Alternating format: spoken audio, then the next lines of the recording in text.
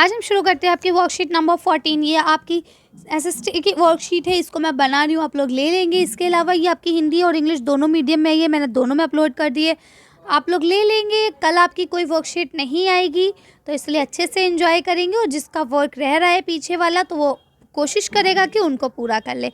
तो पहले आप लोग इसे अच्छे से लेबल कर लेंगे, क्लास डाल देंगे, अपना नाम, अपने टीचर का नाम, डेट आप लोग लिख लेंगे। The claim to paramountcy and the doctrine of lands. ठीक है, अब यहाँ पे हम पढ़ेंगे इसके बारे में कि किस तरह से कंपनी ने पूरी चीज़ों पे अपना हुकूमत जमाना शुरू कर दिया था। ठीक है, ये दो उन्होंने नियम बनाए थे, इन दोनों नियमों के बारे में हम पढ़ेंगे। एक तो क्लेम पैरामाउंट्सली बनाया था और दूसरा डॉक्ट्रिन ऑफ लैप्स बनाया था। तो ये दोनों हम लोग पढ़ेंगे। तो देखिए, पहले हम पढ़ते हैं द क्लेम ऑफ पैरामेंट्री, यानी इसके अंदर क्या था। तो यहाँ लिखा है, as you know that from the earlier 19th century the company passed and aggressive policy of territories expansions. यानी कहने का मतलब यहाँ पे ये है कि 19वीं शताब्दी के आसपास कंपनी ने कुछ ऐसे रूल्स भी मतलब बनाना शुरू कर दिए थे जो कि सही नहीं थे। लेकिन क्योंकि आपको पता था कि किस तरह से उन्होंने धीरे धीरे हमारे ऊपर कब्जा कर लिया था पूरे हिंदुस्तान के ऊपर, तो वो अब अपनी मर्ज़ी के मालिक हो गए थे और वो अपने आप को बचाने के लिए बड़ी एग्रेसिव से बनाया करते थे रूल, मतलब बड़े अटपटे रूल्स, जो कोई रूल लगते ही नहीं थे। ऐसा लगता था जैसे गुंडागर्दी हो रही है ना। तो लेकिन वो उसे रूल कहते थे। भाई, जब किसी की सत्ता होती है, किसी के पास ताकत होती है, तो वो कुछ भी बोले वही राइट हो जाता है ना।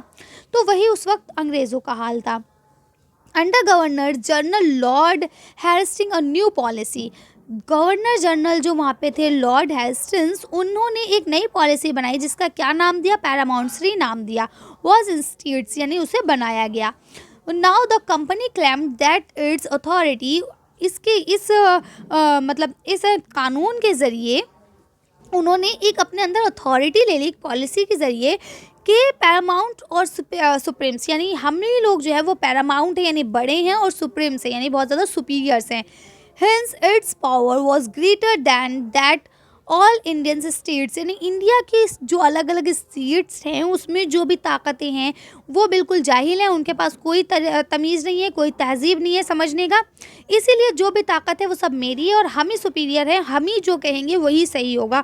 ये अंग्रेज़ों का थॉट था इस पॉलिसी के ज़रिए।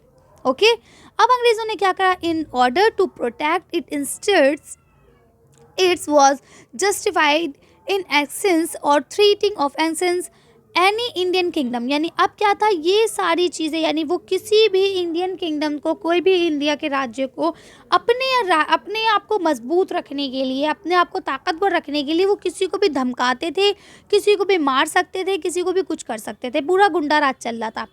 This view continue to guide later British policy as well. और इसी रूल ने क्या करा, आगे तक की यही पॉलिसी आगे तक फॉलो होती रही। दिस प्रोसेस, इसी प्रोसेस के जरिए, how ever did not to unchanged. For example, when the British tried and to access an small state of कितून, यानी क्या हुआ, कितूर एक छोटी सी जगह है जो आजकल कर्नाटका में है, उसके ऊपर जब इन्होंने कब्जा करने की सोची, Rani Chennamma took to arm and lead and anti British resistance movement. यानी कि अब क्या हुआ, जब उन्होंने उस राज्य को, अंग्रेज़ों ने उस राज्य को अपने कब्ज़े में करने की कोशिश की, तो वहाँ की जो रानी थी चन्नामाज, उन्होंने क्या करा, उन्होंने अपने मतलब हथियार उठा लिए, वो तैयार हो गई अंग्रेज़ों के ख़िलाफ़ लड़ाई लड़ने के लिए। She was arrest in 1824 and die in prison 1829, यानी उन्हें 1824 में अरेस्ट किया गया और जेल में, कैद खाने में ही उन्होंने वो 1829 में अपनी मतलब आखिरी सांस ली। शी वॉज डेड, यानी वो मर गई। बट रायना अ पुअर चौकीदार, यानी एक रायना एक चौकीदार था, मतलब वो आपका वॉचमैन टाइप का, ऑफ संगोली इन कतूर, यानी एक छोटे से गांव में रहता था वो कतूर के। कैरीड ऑन दिस रेजिस्टेंस, यानी उसने इस जंग को तैयार रखा, मतलब कंटिन्यू रखा, उसने उस जंग को ख़त्म नहीं किया कि रानी मर गई जंग ख़त्म, नहीं, वो तैयार रहा कि नहीं, हम अंग्रेज़ों के ख़िलाफ़ लड़ते रहेंगे। With popular supports and destroy many British camps and records. और उसने क्या करा, उसको बहुत ज़्यादा सपोर्ट मिला, क्योंकि एक तो वो जेंट्स भी था और उसके बाद भाई जाहिर सी बात है औरतें, देखिए कुछ भी हो, फिज़िकली कहीं ना कहीं औरतें थोड़ी कमज़ोर हो ही जाती हैं, आदमियों के मुकाबले, है ना। और फिर वो आदमी था, वो कहीं भी आ जा सकता था, है ना। तो उसने अपनी जो फ़ौज थी उसको और मजबूत करा और अंग्रेज़ों के ख़िलाफ़ काफ़ी अंग्रेज़ों के कैंप वगैरह, रिकॉर्ड्स वगैरह सब चीज़ें डिस्ट्रॉय करी, यानी ख़त्म कर दी, तहस-नहस कर दी। ही वॉज़ कैच्ड, और फिर अंग्रेज़ों ने उसे पकड़ लिया एंड हैंग्ड, हैंग्ड मानो तो फांसी पे लटका देना, है ना। उसको फांसी पे लटका दिया बाय ब्रिटिश इन 1830। 1830 में उसे फांसी पे लटका दिया गया। 1830 एक ऐसा सन है हमारे मतलब इतिहास को हम कहें जिसमें सबसे ज़्यादा अंग्रेज़ों ने लोगों को मारा है। और आप ये कह सकते हैं 1857 से लेके 1947 तक तो बेइंतहा लोग मारे गए हैं। अंग्रेज़ों ने बहुत हुकूमत करी, बहुत लोगों को मारा, बहुत लोगों को जेल में डाल दिया, ठीक है। कुछ का नसीब सही था तो निकल आए, जो बड़े लोगों के हुआ करते थे, वरना यहाँ पे बड़ा छोटा कुछ नहीं था, सबको मार दिया जाता था। There were several other cases of residence. इसी तरह से और भी बहुत सारे केसेस हैं जो इसके एग्जाम्पल हो सकते हैं। यहाँ लिखा है ब्रिटिश इन 1890 सॉरी या इन द लेट 1830 यानी 1830 के बाद से East India Company were become worried about Russia, यानी जो ईस्ट इंडिया कंपनी थी वो रशिया को लेके बहुत ज़्यादा चिंतित हो गई थी। क्यों? क्योंकि It's imagined that Russia might expand across Asia and enter the India from northwest। यानी उन्हें ऐसा लगने लगा था कि जो रशिया है वो अपनी ताकत को बढ़ा रहा है और कहीं ऐसा ना हो अपनी ताकत को बढ़ाते बढ़ाते एशिया में कब्जा करे और इंडिया को भी नॉर्थ वेस्ट की तरफ से अपने अंदर ले ले, ठीक है। डिवाइंड बाय दिस फियर, और इसी डर के खातिर the British now want to secure their control over the north west, और इसी डर के चलते ब्रिटिशर्स ने क्या काम किया, नॉर्थ वेस्ट इंडिया को भी अपने कब्जे में करने की सोची। देन उसके बाद उन्होंने क्या करा, दे टुक आवर, उसके बाद उन्होंने ओवर अफगानिस्तान इन 1842, यानी अफगानिस्तान को, देखिए नॉर्थ का मतलब हो गया, देखिए आपका ये ऐसे इंडिया बनता है, ठीक है। ये आपका कश्मीर वाला, ये कन्याकुमारी है ना, ये ईस्ट इंडिया कंपनी कैलकाटा हो गया, ये आपका राजस्थान हो गया। अब उनको ये नॉर्थ है आपका, है ना, नॉर्थ, और यहाँ पे क्या है वेस्ट, और ये क्या है आपका ईस्ट, और ये है साउथ। तो उन्हें खतरा था नॉर्थ वेस्ट से, इधर इस एरिया से, ठीक है। तो उन्होंने यहाँ पे देखिए इधर आपका अफगानिस्तान आता है, उसके बाद यहीं आपका ये एरिया सिंध वाला आता है और यहीं आपका ये हिस्सा पंजाब का आता है ना। तो इन्होंने इधर के ही एरिया को घेरना शुरू कर दिया। क्यों? क्योंकि इधर का तो घेर ही चुके थे लगभग। उन्होंने ईस्ट इंडिया कंपनी तो कैलकाटा में खोली थी, वो तो था ही उनका, उसके इर्द गिर्द का एरिया भी घेर लिया था जैसा कि हमने पढ़ा। उसके बाद वो थोड़ा आगे आके दिल्ली और अवध तक भी पहुँच चुके थे और नीचे हैदराबाद को भी उन्होंने घेर लिया था। अब इसका मतलब ये इनडायरेक्टली हम कह सकते हैं कि इन चार में से इधर का एरिया उन्होंने लगभग कवर कर लिया था 50%। अब उन्होंने इधर का ये 25% एरिया कवर करने की सोची, जो कि उन्होंने किया भी। अफगानिस्तान को 1842 में, सिंध को 1843 में और पंजाब को 1849 में उन्होंने अपने कब्जे में ले लिया।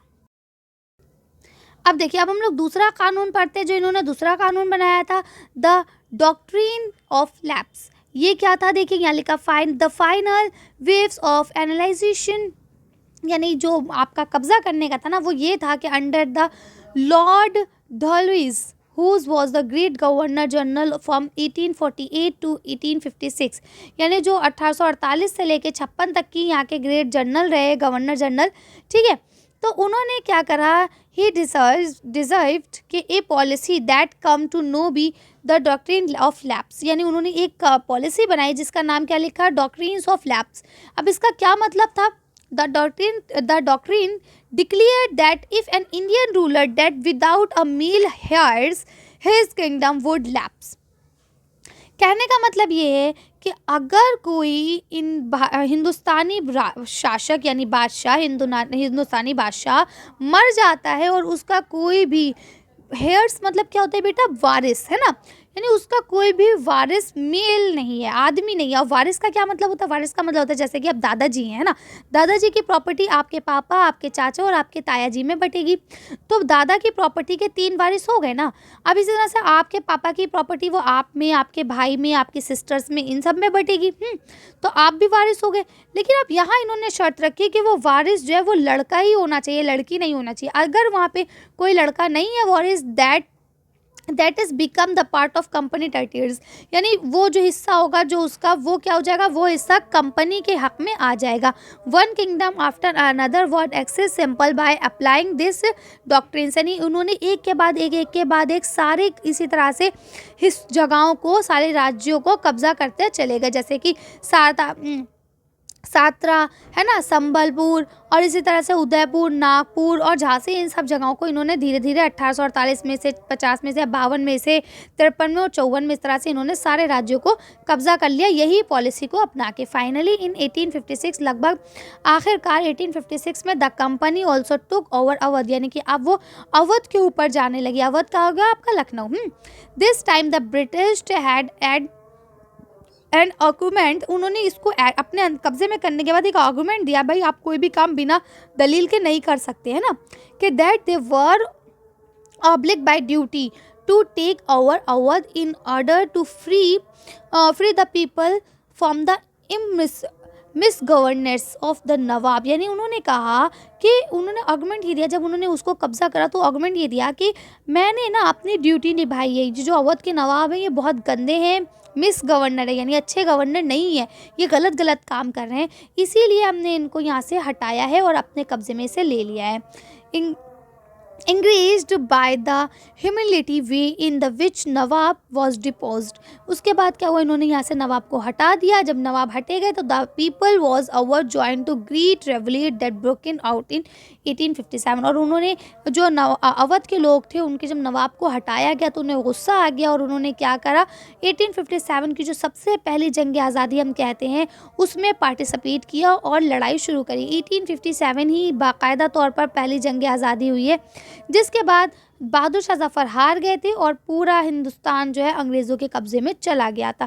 फिर अगर आप वो देखें तो 1857 से लेके 1947 तक पूरी तरह से हिंदुस्तान पे अंग्रेज़ों की हुकूमत थी। ये अलग बात है कि यहाँ पे अंग्रेज़ तो 1600 में ही आ गए थे, ठीक है, लेकिन पूरी तरह से उन्होंने हुकूमत नहीं कर पाए थे।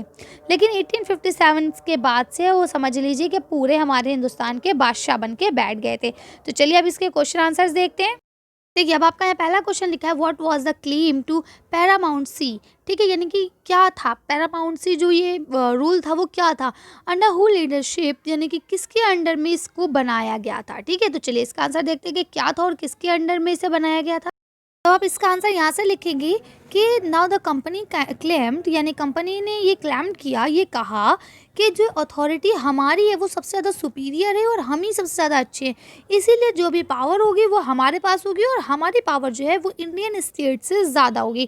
कि मतलब उनका कहने का मतलब ये था कि इंडियन स्टेट्स के जो लोग हैं वो लोग इतने समझदार नहीं हैं जितने हम, इसलिए हमारी ही पॉलिसी चलना चाहिए, हम जो चाहें वो कर सकते हैं। ठीक है, तो यही थी आपकी पैरामाउंट वाली पॉलिसी। ठीक है, तो आप इसे लिख लेंगे। चलिए अगला क्वेश्चन पढ़ते हैं।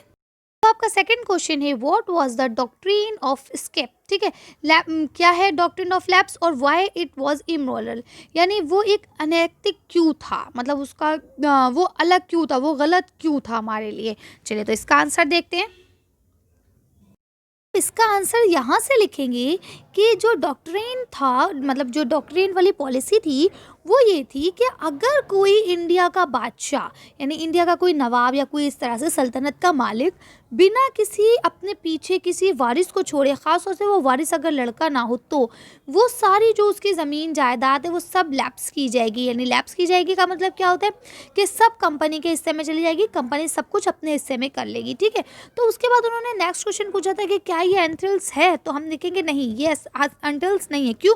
क्योंकि देखिए जब कोई काम एक ईमानदारी के साथ किया जाए, सबकी राय मशवरा लेके किया जाए या ऐसा किया जाए जिससे किसी दूसरे को नुकसान ना हो, तभी तो वो काम सही होगा। अगर हम अपनी ज़ोर ज़बरदस्ती करना शुरू कर देंगे तो वो काम कहाँ अच्छा रह जाएगा। ठीक है, तो इस तरह से आप इसका आंसर भी लिख लेंगे। चलिए अगला क्वेश्चन पढ़ते हैं। अब आपका थर्ड क्वेश्चन लिखा है which south Indian state was tried to be conquered under the claim to paramountcy, what happen after it, यानी कि क्या हुआ जब इन्होंने, कौन सा स्टेट था साउथ इंडिया का जिसको इन्होंने अपने कब्जे में करने के लिए कोशिश की, और जब उन्होंने कोशिश की तो उसके अंत में परिणाम क्या निकले ये आपको बताना चाहिए। इसका आंसर देखते हैं। अब इसका आंसर यहाँ से लिखेंगे कि जब अंग्रेज़ों ने एक छोटे से वो कितूर, जो एक छोटा स्टेट था उस पर, जो आजकल कर्नाटका में है, उस पर जब उन्होंने हमला किया, उसको अपने कब्ज़े में करने की कोशिश की, तो जो वहाँ की रानी थी उसने उनके खिलाफ आवाज़ उठाई और लड़ाई झगड़े का ऐलान कर दिया, जंग का ऐलान कर दिया, जिसके बाद अंग्रेज़ों ने उन्हें कैद कर लिया था। ठीक है, तो इस तरह से आप इसको लिख सकते हैं। और अब अगला क्वेश्चन पढ़ते हैं हम लोग। अब आपका फोर्थ क्वेश्चन है, why East India Company was afraid to Russia influence, यानी वो रशिया से क्यों, रूस से जो है वो क्यों डरा हुआ था, क्या वजह थी उनका डरने की। चलिए इसका आंसर देखते हैं। देखिए आप इसका आंसर यहाँ से लिखेंगे कि 1830 के बाद से इंडिया की जो ईस्ट इंडिया कंपनी थी उसको डर लगने लगा था रशिया से। क्यों लगने लगा था उसे, ऐसा उसे महसूस होने लगा था कि कहीं ऐसा ना हो रशिया की जो ताकत बढ़ रही है उससे वो एशिया में एंटर करके और नॉर्थ वेस्ट की तरफ से हमारे हिंदुस्तान पे, मतलब क्योंकि वो उनकी एक तरह से हुकूमत थी ना, कहीं उनको ना हरा दे और ये हिंदुस्तान जो सोने की चिड़िया कहा जाता है कहीं उनके हाथ से ना निकल जाए, इसीलिए वो उन्हें रशिया से डर लगने लगा था। तो आप ये आंसर लिख लेंगे। चलिए अगला क्वेश्चन पढ़ते हैं। आपका चौथा क्वेश्चन है, if you would be the citizen of Kittur why would you revolt against the East India Company, यानी अगर आप कितूर के सिटीजन होते यानी नागरिक होते, वहाँ के रहने वाले होते, इमेजिन करिए, तो आप वहाँ के जो पॉलिसी थी अंग्रेज़ों की उनका अपोज करते यानी उनके खिलाफ जाते, अगर जाते तो क्यों जाते। तो चलिए इसका आंसर देखते हैं कि हम उनका क्यों खिलाफ करते। तो इसका आंसर यहाँ से लिखेंगे कि if we were citizen of Kittur, यानी अगर हम कितूर के नागरिक होते तो हम भी उसका अपोज करते। क्यों करते, उसका रीज़न ये कि पहले तो उन्होंने हमारी रानी को, जो हमारी क्वीन थी, उसको अपने कब्ज़े में ले लिया है, जेल में डाल दिया है, और उसके अलावा हमारे जो स्टेट है उसके ऊपर कब्ज़ा करना चाहते हैं, उसको हथियाना चाहते हैं। इसीलिए हम भी उस चीज़ का अपोज करते और अंग्रेज़ों के ख़िलाफ़ बगावत करते, जैसा कि उसने किया था चौकीदार ने, है ना। तो चलिए इसका आंसर हो गया। अब नेक्स्ट क्वेश्चन पढ़ते हैं। लास्ट क्वेश्चन बचा है कि the claim of paramountcy and the doctrine of escape, जो ये आपके दो रूल्स थे, ये क्या थे और ये अंग्रेज़ों की किस तरह की सोच को दिखाते थे। चलिए इसका आंसर देखते हैं। इसका आंसर यहाँ से लिखेंगे कि जो ये पैरामाउंसी था और ये जो आपका डॉक्ट्रिन था, ये जो लैब्स थे, इन दोनों से हमें अंग्रेज़ों की इस थिंकिंग के बारे में पता चलता है कि वो किस तरह से हिंदुस्तान के ऊपर काबिज़ हो रहे थे, हिंदुस्तान के ऊपर हमला करके उसे जीतना चाह रहे थे, और किस तरह से उनका वर्चस्व हिंदुस्तान के ऊपर बढ़ता जा रहा था। ठीक है, तो और गलत, झूठ, सही, सब तरीक़ों से वो हिंदुस्तान को बस अपने कब्ज़े में करना चाह रहा था, चाहे झूठ हो, चाहे फ्रॉड हो, कैसे भी करके। तो इस तरह से आपकी वर्कशीट कंप्लीट होती है। अगर कोई प्रॉब्लम हो तो आप लोग मैसेज कर सकते हैं। बाकी अब आपकी कल वर्कशीट नहीं आएगी, तो आप लोग अच्छे से एंजॉय करें। आज की वीडियो में बस इतने। अगर आपको मेरी वीडियो पसंद आई हो तो प्लीज़ इसे लाइक और शेयर करें। अभी तक आपने हमारे चैनल को सब्सक्राइब नहीं करा है तो प्लीज़ मेरे चैनल को सब्सक्राइब करें। Thank you for watching.